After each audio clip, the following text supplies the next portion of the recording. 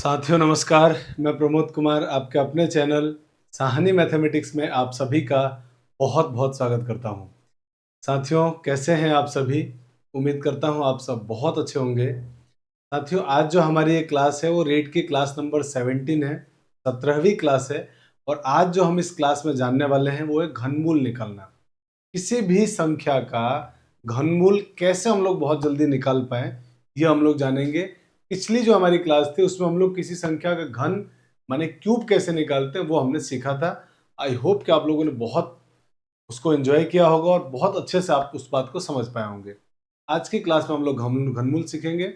आइए स्टार्ट करते हैं आज की क्लास। और आज की क्लास में घनमूल को कैसे निकाला जाए इस बारे में बात करते हैं। तो घनमूल निकालने से पहले साथियों हमको कुछ पॉइंट्स है, कुछ बातें हैं जो हमें पता होनी चाहिए। और जब वो बातें पता होगी तो हम बहुत आराम से क्वेश्चन को कर पाएंगे। और वो बातें क्या है, जैसे हमने वर्गमूल निकाला था तो हमने ये जाना था कि 1 से 9 तक, 1 से 9 तक की 0 से 9 तक के जो अंक होते हैं उनका स्क्वायर करने पे इकाई अंक क्या आता है, उन्हीं का जब वर्गमूल मतलब रूट करेंगे तो इकाई अंक क्या आएगा। ये सारी बातें हमने जानी थी। सेम उसी पैटर्न पे अब हम ये जानेंगे कि 0 से लेकर 9 तक की जो संख्याएं होती है ना उनका क्यूब करने पर इकाई अंक क्या होता है। उससे हम वर्गमूल निकालना काफी हद तक आसान हो जाएगा हमारा। और साथ ही 1 से लेकर 10 तक का, कम से कम 10 तक का वर्गमूल आपको याद होना चाहिए ताकि हम प्रॉब्लम को इजीली कर पाए। 10 तक का बहुत आसान है, आप सब याद भी कर लिया होगा आप लोगों ने। और नहीं तो उसको जरूर याद कीजिए, 2-3 बार जब उसको याद करेंगे आराम से याद हो जाएगा। तो आइए मैं बात क्या आपको समझाना चाह रहा हूँ। तो जो आज का हमारा टॉपिक है साथियों वो ये है कि घनमूल कैसे निकालें। तो इसमें हम लोग cube root of perfect cube की बात करेंगे। पूर्ण घन संख्याओं का घनमूल मतलब ऐसी संख्याएं जिनका घनमूल पूरी तरह से निकाल पाए, पॉइंट्स में ना आए घनमूल, वो संख्याएं लेंगे परफेक्ट क्यूब। अब इसमें हमको क्या करना है कि देखिए कोई भी संख्या है, बहुत ध्यान से सीखिएगा क्योंकि ये बेसिक समझ में आने के बाद क्वेश्चन एकदम आसान बन जाएगा। कोई भी संख्या है आपके पास और अगर उसका इकाई अंक 3 है तो उसका क्यूब करने के बाद जो उसका इकाई अंक आएगा वो आएगा 7। 3 का क्यूब करने पर इकाई अंक 7। इसी प्रकार से कोई भी संख्या जिसका इकाई अंक 7 है उसका जब आप क्यूब करेंगे तो उसका इकाई अंक क्या आएगा, 3 आएगा। आराम से आप करके देख लीजिए, किसी भी संख्या का जिसका इकाई अंक 3 है क्यूब करने पर इकाई अंक 7 आएगा। और अगर किसी संख्या का इकाई अंक 7 है तो क्यूब करेंगे तो हमेशा इकाई अंक जो आएगा वो 3 आएगा। बस इकाई अंक पे कॉन्सेंट्रेट करना है आपको। और अगर कोई संख्या जिसका इकाई अंक 2 है क्यूब करने के बाद उसका इकाई अंक 8 आएगा।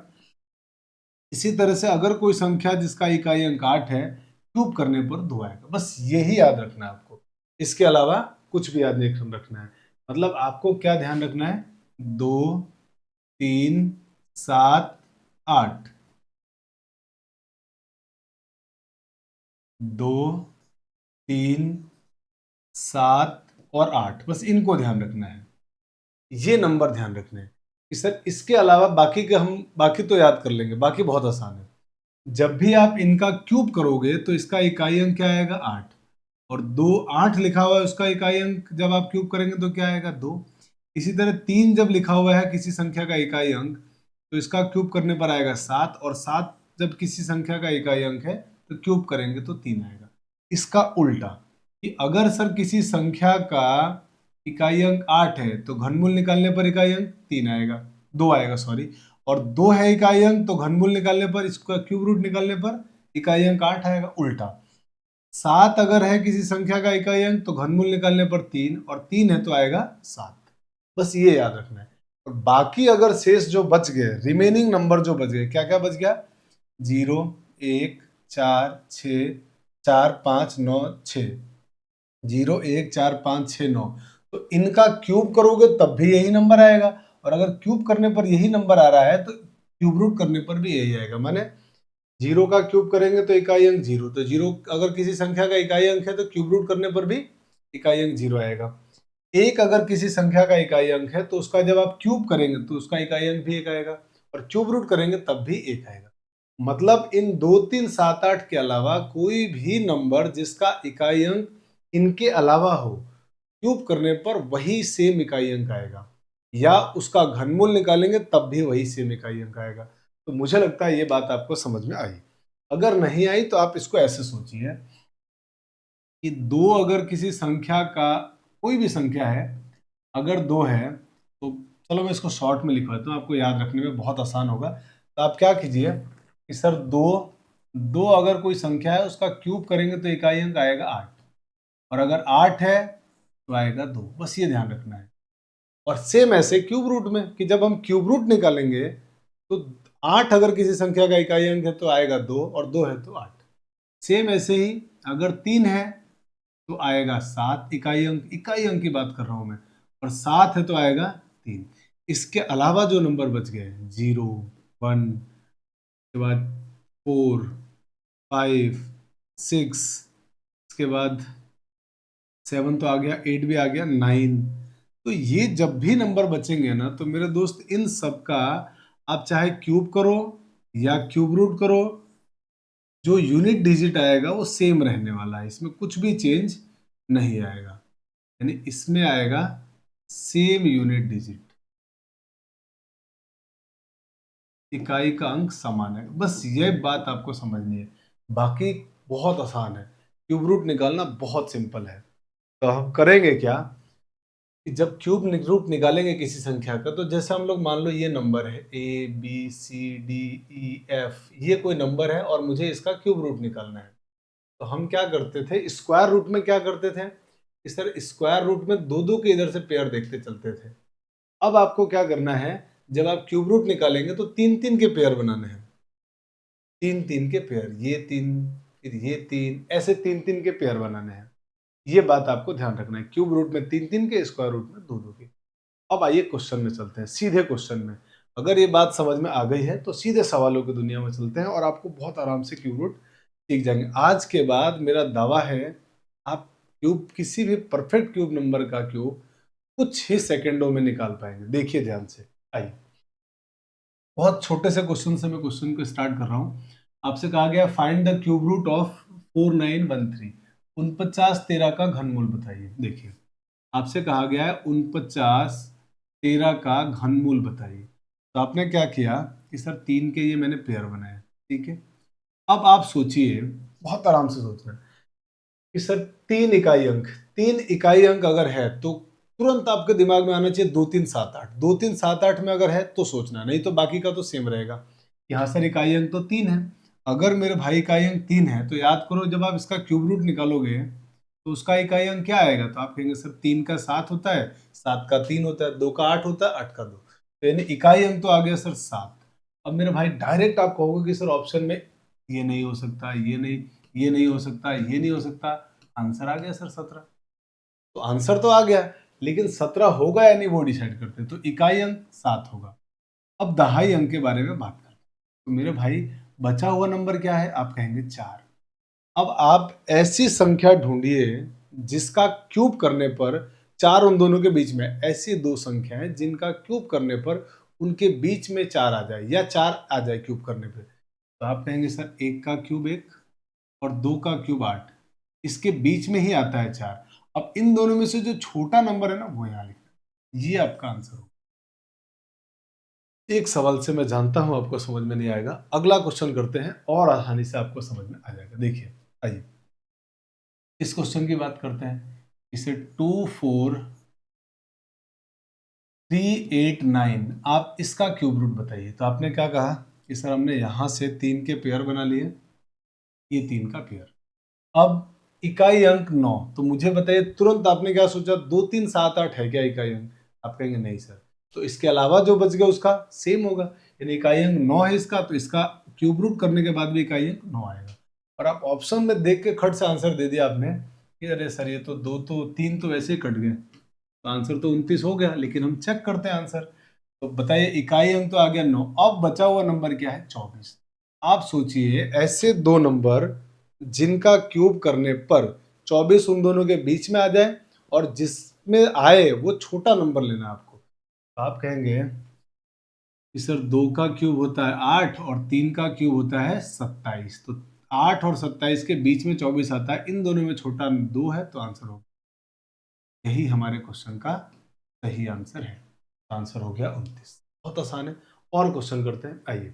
10,648, 10,648। तो मेरे भाई आपने 3 का पेयर बनाया, तुरंत आपने देखा इकाई अंक 2 3 7 8, बस मन में ये बात बोलनी है, कहीं इकाई अंक 2 3 7 8 है क्या? हाँ सर 8 है इकाई अंक। अगर मेरे भाई इकाई अंक 8 है तो क्यूब रूट करने के बाद इकाई अंक क्या आएगा? 8 का 2, 2 का 8, 8 का 2, 3 का 7, 7 का 3, बाकी सबका सेम। बस इतनी सी बात याद रखनी है कि सर 2 आ गया।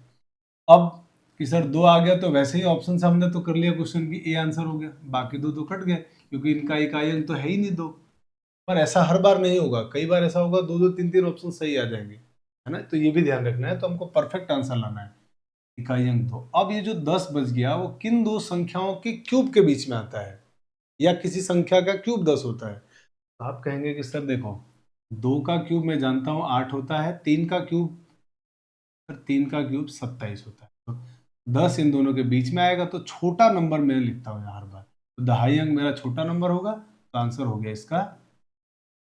बहुत आराम से क्वेश्चन बन गया कि हाँ सर 22 इसका घनमूल आया। आइए इसकी बात करते हैं। इस नंबर का आपको घनमूल ज्ञात करना है, तो आपने क्या किया, 15 7 4 6 4, इसका आपको घनमूल निकालना है। तो आपने क्या कहा कि सर 3 3 के पेयर बनाइए। चलिए ये 3 का पेयर, बचे हुए ये 3 का पेयर। अब इकाई अंक 4, तो मुझे बताया 2 3 7 8 में से तो नहीं है, नहीं है, तो इसका सेम ही रहेगा, मतलब 4 है तो सर 4 आएगा। अब 4 जैसे देखा तो आपको लगा कि सर इकाई अंक 4 होगा, तो ये ऑप्शन कट गया, ये ऑप्शन कट गया, ये दो तो नहीं होगा। अब या तो ए होगा या सी होगा, कौन होगा वो डिसाइड करते हैं।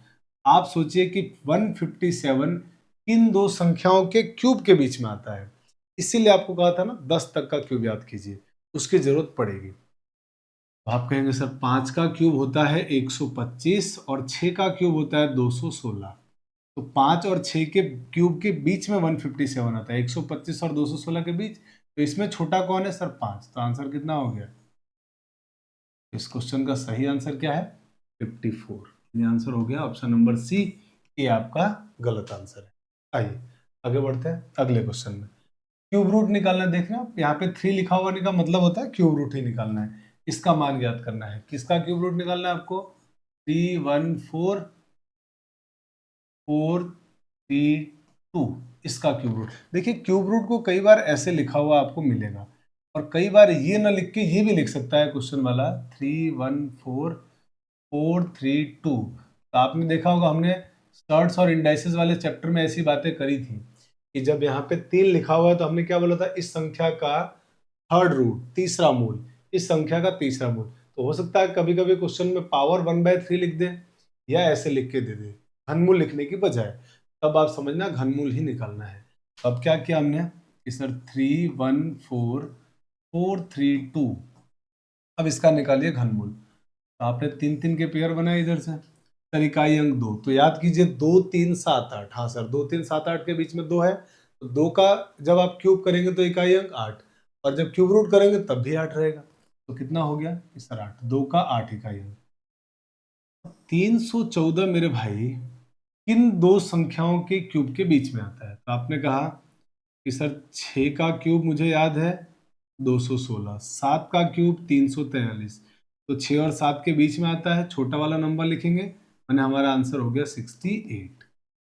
तो देखिए आंसर हो गया आपका 68। अब इस सवाल में देखिए इकाई अंक 3 में था, पर तीनों गलत थे, 58 48 गलत था, आंसर था इसका 68। आइए अगले क्वेश्चन में चलते हैं।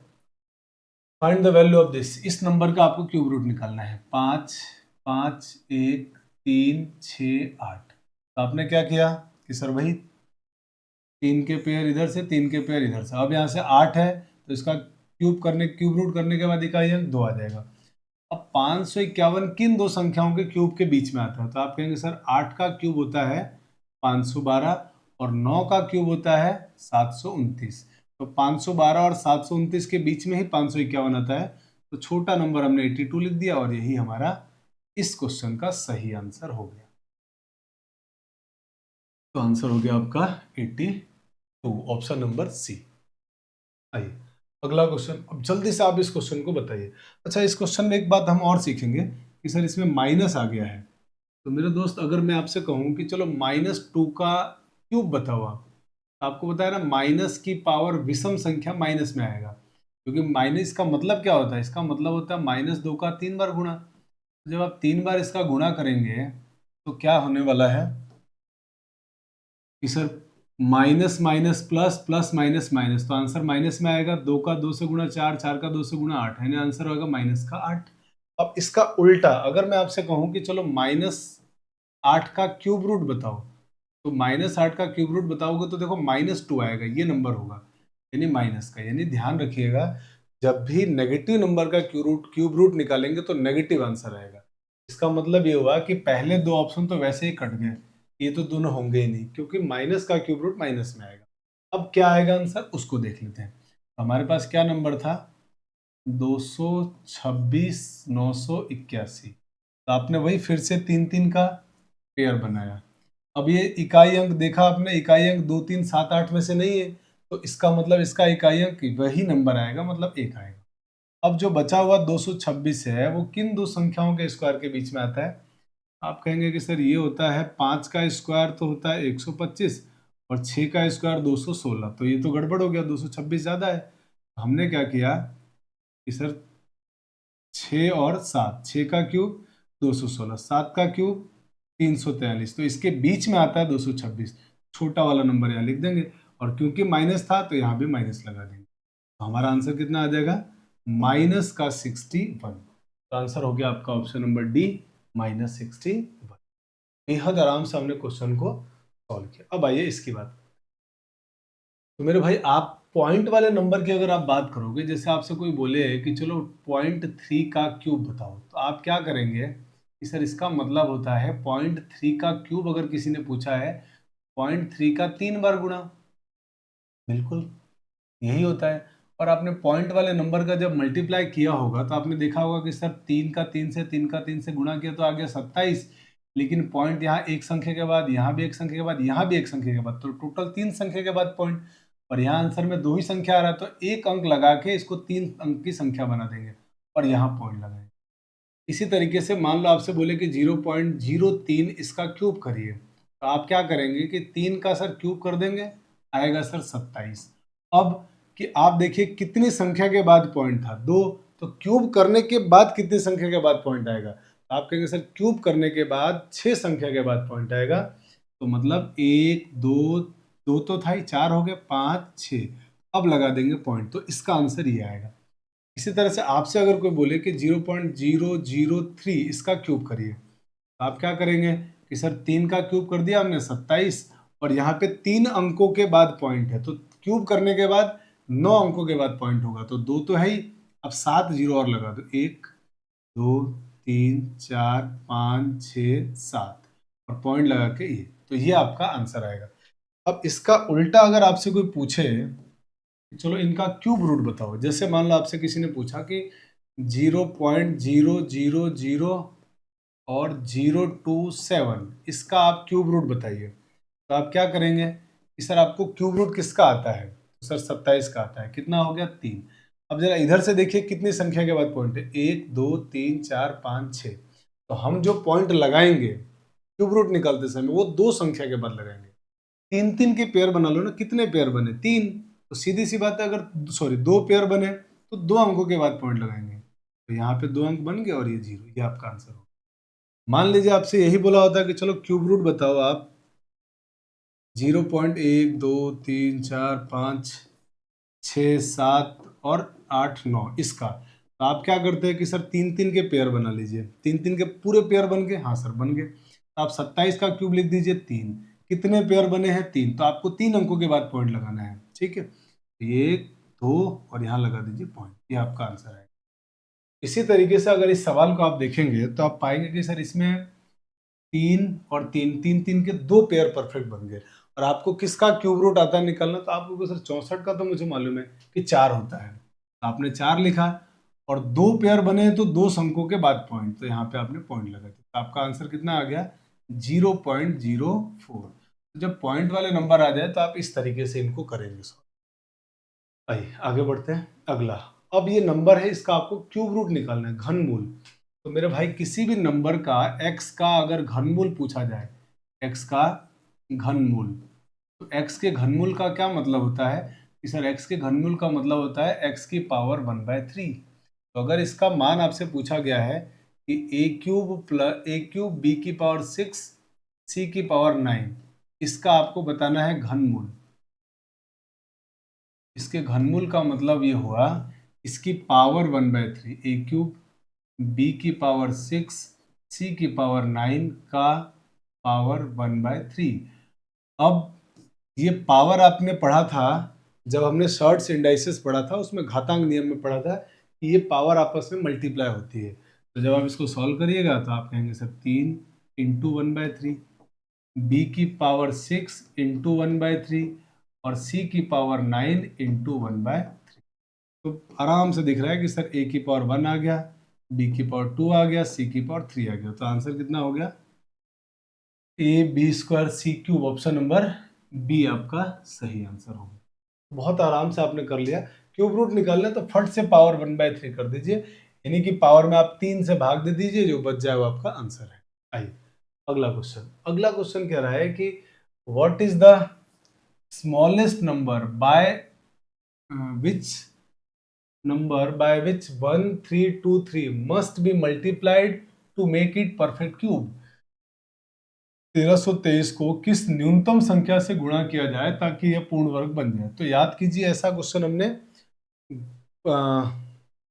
स्क्वायर रूट में भी पढ़ा था, वर्गमूल में भी। तो हमने क्या किया था कि सर बेसिक मेथड जो भाग विधि वाला था ना, उससे हमने सवाल को किया था और वहां पे दो दो के फैक्टर बनाए थे। जब हमने क्यूब स्क्वायर रूट निकाला था तो दो दो के फैक्टर बनाए, दो दो के पेयर बनाए थे।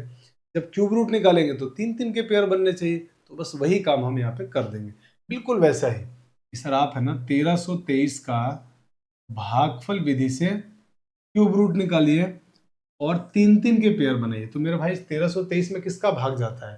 तो आप कहेंगे सर सबसे छोटी अभाज्य संख्या 3 का भाग जा रहा है, तो 3 से भाग दे दीजिए। तो 3 से भाग दिया, 3 से 13 में भाग, 3 दिया 9, 3 चौक 12, 4 बार भाग चला गया। 13 में से 12 घटाएंगे तो कितना बचेगा? एक और 2 मिलके 12, 3 चौक 12 और 3 एकम 3। अब किसका भाग जा रहा है? तो 4 4 8 और 1 9, 9 में 3 का भाग जाता है, मतलब सर 3 का फिर भाग जाएगा। तो 3 का 4 में भाग एक बार, कितना बचा हासिल कि सर 4 - 3 1। तो यहाँ पे 1 दिया, 14 हो गया। 14 में 3 का भाग 4 बार, 3 चौक 12, बचा 2, 2 और 1 मिलके 21। तो 3 सत्ते 21। अब किसका भाग जा रहा है? तो आप कहेंगे 7 और 4 11 और 1 12, 12 में 3 का भाग जाता है। हाँ सर, तो 3 का भाग जाएगा। 3 से इसमें भाग दिया तो 3 चौक 12, बचा कितना? 2, 2 और 7 हो गए, 2 और 7 27, 3 नम 27। अब सर इसमें 3 का भाग नहीं जाएगा क्योंकि 9 और 4 को जोड़ने पे 13 आ रहा है और 13 में 3 का भाग नहीं जाता है। तो 7 का भाग जा रहा है, 7 का भाग 7 बार, फिर 7 का भाग गया एक बार, पूरा पूरा भाग चला गया। अब आप तीन तीन के पेयर ढूंढिए, तो तीन तीन का पेयर। तो आप देखेंगे कि सर ये 3 का हमारे पास पेयर बन गया, इसमें 3 का पेयर नहीं बना, एक साथ और होना चाहिए। तो मेरे भाई मुझे एक बात बताओ, सवाल में आपसे क्या कहा गया था? इसको आप क्या लिख पाएंगे? आप कहेंगे sir 3 into 3 into 3 into 7 into 7। इसको बनाना है पूर्ण घन संख्या। देखो किसी संख्या पूर्ण घन बन जाना चाहिए। क्या बनना चाहिए? पूर्ण घन। तो पूर्ण घन का मतलब इसका परफेक्ट क्यूब निकलना चाहिए। तो परफेक्ट क्यूब तो तब निकलेगा ना जब तीन तीन के सेम नंबर के फैक्टर बनेंगे। हाँ सर बिल्कुल सही है। इसका तो बन गया लेकिन इसका नहीं बना। और आपसे क्वेश्चन वाले ने मल्टीप्लाई करने के लिए बोला है, डिवाइड करने के लिए नहीं बोला है, मल्टीप्लाई। मुझे बताओ किससे मल्टीप्लाई करना पड़ेगा? तो आप तुरंत फट से जवाब दोगे कि सर आप है ना इसको एक साथ और दे दोगे तो इसका भी क्यूब बन जाएगा। ये भी 3 के पेयर, ये भी 3 के पेयर, तब आप क्यूब रूट निकाल पाएंगे। तो मुझे किस न्यूनतम नंबर से मल्टीप्लाई करना पड़ेगा? 7 से। तो मेरा आंसर क्या होगा? Option number B 7। बात समझ में आ गई? हाँ सर बिल्कुल सही है। अब आते हैं आगे। आइए 11वें क्वेश्चन के बारे में बात करते हैं कि ये क्या कह रहा है। तो क्वेश्चन नंबर 11 आपके सामने है। कह रहा है कि what is the smallest number by which 3600 must be multiplied make it a perfect cube। 36 को किस न्यूनतम संख्या से गुणा किया जाए ताकि यह एक पूर्ण घन संख्या बन जाए। तो बस ये अब की बार क्या बोला गया इसमें, मल्टीप्लाई करने का ही बोला गया फिर से। तो आप एक काम क्यों नहीं करते कि सर फिर से हम फैक्टर बनाएंगे 3600 के, तो बिल्कुल फैक्टर बनाइए। तो सबसे पहले किसका भाग जा रहा है सर, 2 का। कितनी बार गया सर, 1800 आ जाएगा, आधा कर दीजिए। फिर 2 से भाग जा रहा है सर, 900 आ गया। फिर 2 से भाग जा रहा है सर, 450 आ गया।